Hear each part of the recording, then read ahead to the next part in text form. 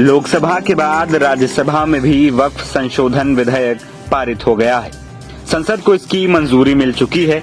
इस विधेयक के सत्ता पक्ष फायदे गिना रहा है तो विपक्ष दोनों सदनों में इस बिल का खूब विरोध कर रहा है और सरकार पर निशाना साध रहा है।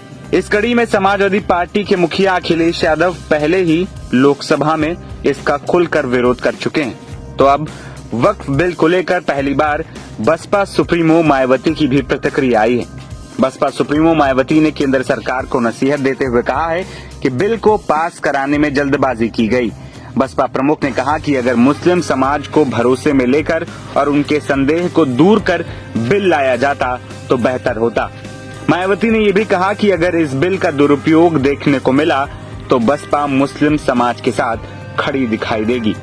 मायावती ने सोशल मीडिया प्लेटफॉर्म एक्स पर लिखा कि अगर संसद में वक्फ संशोधन बिल पर सत्ता व विपक्ष को केंद्र सुनने के बाद निष्कर्ष यही निकलता है कि केंद्र सरकार यदि जनता को इस बिल को समझाने के लिए कुछ और समय दे देती तथा उनके सभी संदेहों को भी दूर करके जब इस बिल को लाती तो ये बेहतर होता।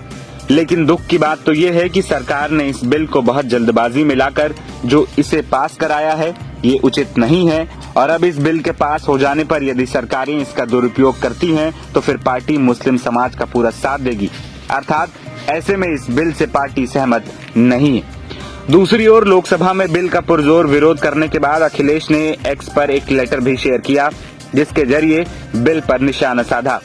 अखिलेश ने इस लेटर में कहा कि भाजपा नोटबंदी, जीएसटी, मंदी, महंगाई, बेरोजगारी, बेकारी, भूखमरी, बिजली, पानी, स्वास्थ्य, शिक्षा और आवास जैसी समस्याएं सुलझा नहीं पा रही है, इसलिए ध्यान भटकाने के लिए वक्फ बिल लाई है। सरकार गारंटी दे कि वक्फ की जमीन कभी भी किसी भी पैंतरेबाजी से किसी और मकसद के लिए किसी और को नहीं दी जाएगी।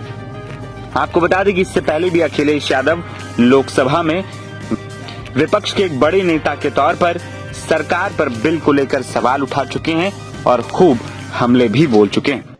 ये सोची समझी रणनीति का हिस्सा है क्योंकि इनका जो बोर्ड बिखर गया है ये मुस्लिम में भी बंटवारा चाहते हैं। मुस्लिम इस्लाम धर्म में कहीं बंटवारा नजर नहीं आता है, लेकिन इनकी कोशिश है कि इस बिल के माध्यम से हम मुस्लिम भाईचारा में भी बंटवारा कर दें। बंटवारा तो पीडीए करेगा। अभी आपको बता दें कि गुरुवार को 13 घंटे की लंबी बहस के बाद राज्यसभा से भी वक्फ संशोधन बिल पास कर दिया गया। अब इस बिल को राष्ट्रपति के पास भेजा जाएगा।